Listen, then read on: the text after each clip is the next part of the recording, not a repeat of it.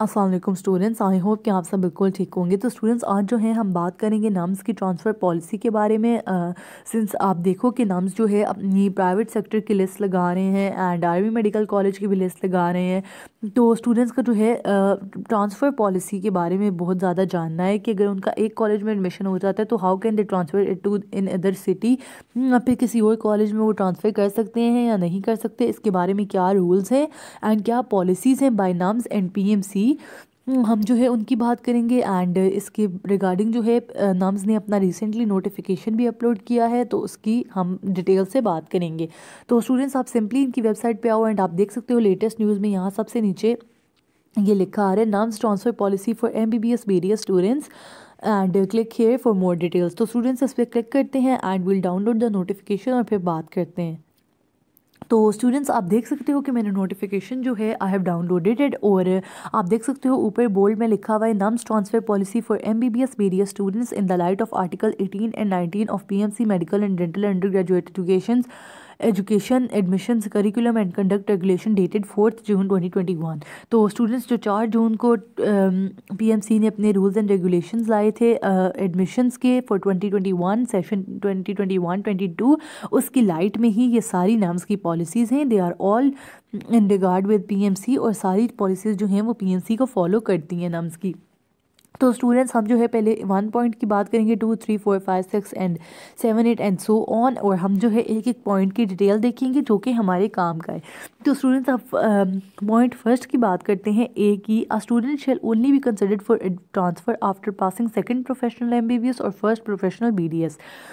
तो स्टूडेंट्स, सबसे पहले तो मैं आपको बताती चलूँ कि जो आपकी नम्स की ट्रांसफ़र पॉलिसी का सिस्टम है, यानी कि अगर आप एक कॉलेज से नम्स के दूसरे कॉलेज में जाना चाहते हो तो simply you have to pass your first year BDS exams और सेकेंड ईयर के MBBS एग्ज़ाम। यानी कि अगर आप MBBS में पढ़ते हो तो आपके लिए ज़रूरी है कि आपको अपना दूसरे साल के प्रोफेशनल्स में पास होना ज़रूरी है। एंड अगर आप BDS के स्टूडेंट हो तो BDS में आप पहले साल को पास कर लोगे तो आप जो है इसके लिए एप्लीकेबल एंड एलिजिबल हो जाओगे। ट्रांसफ़र अगर आप करना चाहते हो तो उसके लिए आप एलिजिबल हो एंड इफ़ यू आर पास, ठीक है।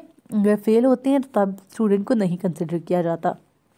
तो second year for MBBS and first year for BDS आपने ये करोगे तो तभी आप जो है नम्स की ट्रांसफ़र पॉलिसी के लिए एलिजिबल होगे and you will be applicable for it. Otherwise अगर आप फर्स्ट ईयर में ही MBBS के ट्रांसफ़र लेना चाहते हो तो दैट वॉन्ट बी पॉसिबल। और अगर आप BDS का देखो कि अगर आप 6 महीने बाद ही कहते हो मैं ट्रांसफ़र लेना चाहता हूँ 2 महीने बाद, तो that is impossible. B point की बात करते हैं। However if a student is transferred out of the medical dental college due to government AGC quota seat to any other college after closure of admission in first year, college में except a transfer student as per prescribe procedure. तो students, कुछ बच्चे ऐसे होते हैं जो कि government से जो होता है प्राइवेट में चले जाते हैं, प्राइवेट टू गवर्नमेंट। तो ऐसे स्टूडेंट को जो है वो अलाउ एक्सेप्ट कर सकते हैं। ट्रांसफ़र स्टूडेंट को उनको इजाज़त है कि वो they accept it according to the जो भी स्पेसिफाइड प्रोसीजर होता है उसके अकॉर्डिंगली। अगर बच्चे का गवर्नमेंट में नाम आ जाता है बाद में लेट, तो वो जा सकता है। पॉइंट नंबर 2 की बात करते हैं। If a student fails professional exams and is academically detain the seat shall be considered occupied. तो स्टूडेंट्स, अगर आप 2 पॉइंट देखते हो तो मैंने आपको जिस तरह पहले फर्स्ट पॉइंट में ए में भी बता दिया कि अगर एक स्टूडेंट ऐसा है जो कि फेल हो जाता है पेपर्स में, डिटेन हो जाता है। डिटेन तो आप पूरा ईयर रिपीट करते हो तब आपको उसको कहते हैं डिटेन। बट अगर आपके प्रोफेशनल्स फेल हो जाते हैं फर्स्ट सेकेंड ईयर MBBS के, फर्स्ट ईयर MBBS के या BDS के, ये आप पास बाद में कर लो, दैट इज़ समथिंग एल्स। लेकिन अगर आपका फेल हुआ हुआ है and it is not cleared, तब तक आप जो है इसके लिए एप्लीकेबल नहीं होते हो।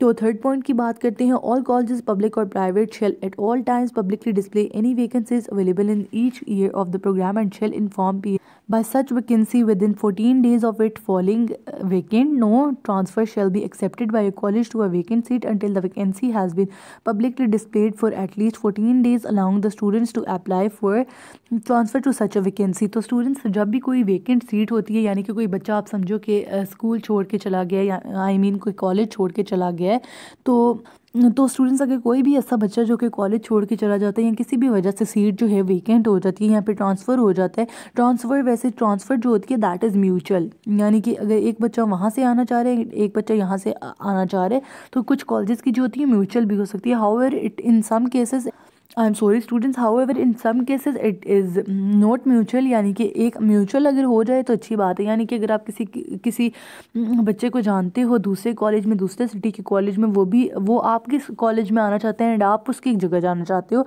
That is called mutual migration and यहाँ पे ट्रांसफ़र। और उसका जो है फ़ायदा भी होता है, आपने पहले ही डिसाइड करके रखा हुआ होता है। लेकिन अगर एक से ज़्यादा सीट होती है तो उसकी भी हम आगे बात करेंगे कि उसके लिए क्या रूल होता है।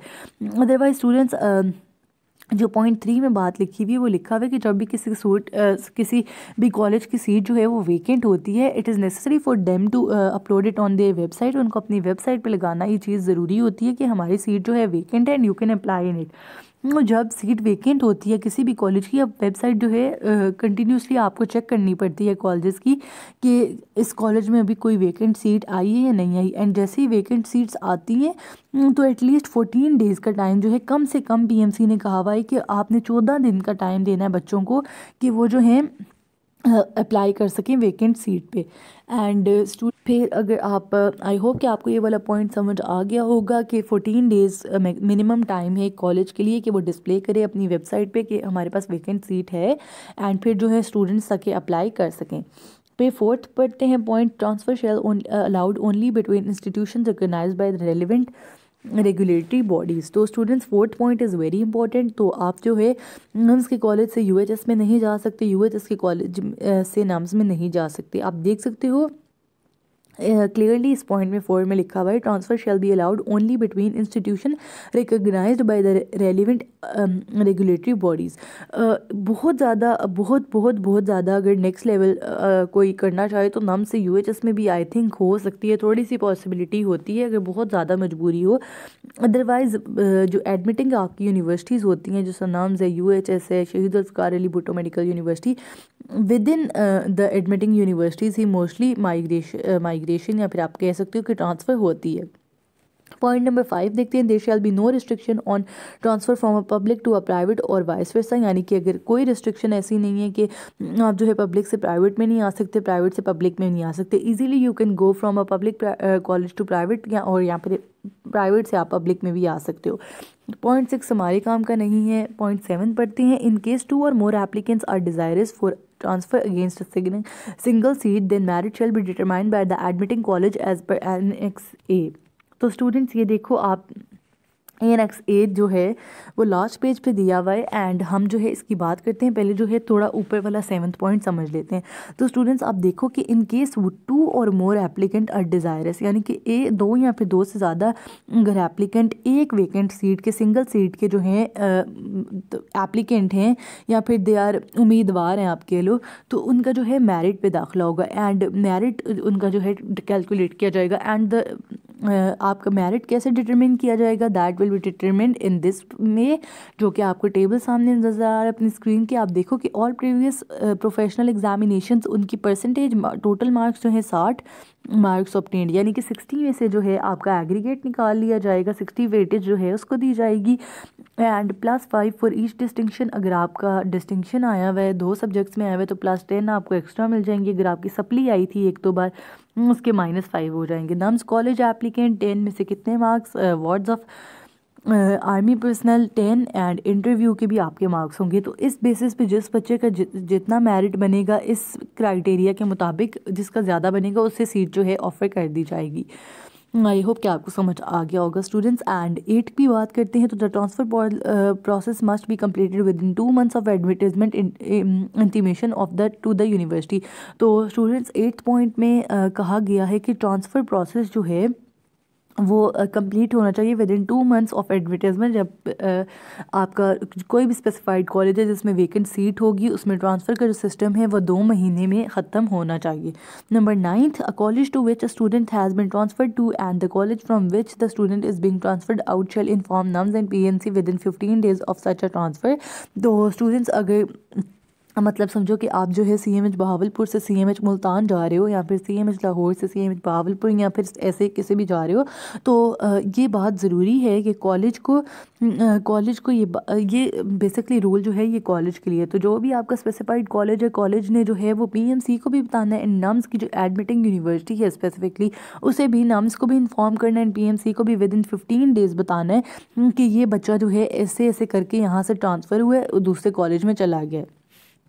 Transfer from a foreign college, तो फिर स्टूडेंट्स आप देख सकते हो नीचे जो है transfer from a foreign college students क्या लिखा हुआ है, as per PMC policy students reading in a foreign medical और डेंटल कॉलेज में apply for a transfer to a Pakistani medical is subject to having completed at least 2 years of studies in the foreign college and having qualified the National Equivalence Board and EB examination conducted by the authority। तो students जो foreign colleges से nums की colleges में आना चाहते हैं, उन्होंने NEB जो है उनका क्लियर होना चाहिए, that is conducted by the authority. और 11th पॉइंट पढ़ते हैं, फॉरेन स्टूडेंट में apply for transfer college subject to a vacant seat being available in the college to transfer is sought. तो स्टूडेंट्स फॉरेन स्टूडेंट ने भी इस तरह ही करना है कि अपना जो है ट्रांसफ़र अगर वेकेंट सीट है तो वो भी वेकेंट सीट पे ही अप्लाई करेंगे। 12th foreign student shall only be allowed to transfer to the same programme as the student was enrolled in the foreign college and in the year for the which student has qualified the NEB exam। तो अगर कोई foreign student है जिस programme में वो पहले बाहर के मुल्क पढ़ता था, पाकिस्तान आके भी वो उसी प्रोग्राम में ही पढ़ेगा। ये नहीं कि अगर वो बाहर MBBS में पढ़ता था तो यहाँ आके BDS में पढ़ ली, या फिर अगर वहाँ BDS में पढ़ता तो यहाँ आके MBBS पढ़ लेगा। फ़ॉरेन स्टूडेंट का जो है बिल्कुल भी ऐसा नहीं होगा। ही और she will be offered the same programme as a student as he or she was enrolled in the foreign college। तो स्टूडेंट्स आई होप कि आपको फ़ॉरेन कॉलेजेस वाले बच्चों को भी समझ आ गई होगी, अगर कोई है तो। And documents required for transfer, तो स्टूडेंट्स आपको कौन कौन से डॉक्यूमेंट्स रिक्वायर्ड होते हैं ट्रांसफ़र के लिए, इसकी बात कर लेते हैं। This is very important. Transfer cases will be processed at norms after receipt of following documents from the student। तो application for the transfer by the student himself herself and not by the nominee or relative। तो students number A is very important. आपने जो है एक application लिखनी होती है जो कि जिसमें आप लिखते हो कि आपकी ट्रांसफ़र का रीज़न क्या है, and the reason for your transfer should be very very very valid. बहुत ज़्यादा वैलिड रीज़न हो तो तब आपकी ट्रांसफ़र होती है, अदरवाइज़ ये नहीं कि अगर आप चाह रहे हो कि नहीं जी बस मुझे वो पसंद है तो इसीलिए, या फिर वो मेरा होम टाउन है तो इसीलिए। होम टाउन के अलावा एक दो और बातें आपके पास शुड बी वेरी जेन्युइन होनी चाहिए जो कि आपकी ट्रांसफ़र के लिए काम आती हैं, otherwise your transfer application is just rejected. Number B की बात करते हैं, clearance certificate from the relieving college. जिस कॉलेज को आप छोड़ के आ रहे हो वहाँ से आपको क्लियरेंस सर्टिफिकेट चाहिए कि बच्चा जो है उस कॉलेज छोड़ के जा रहा है।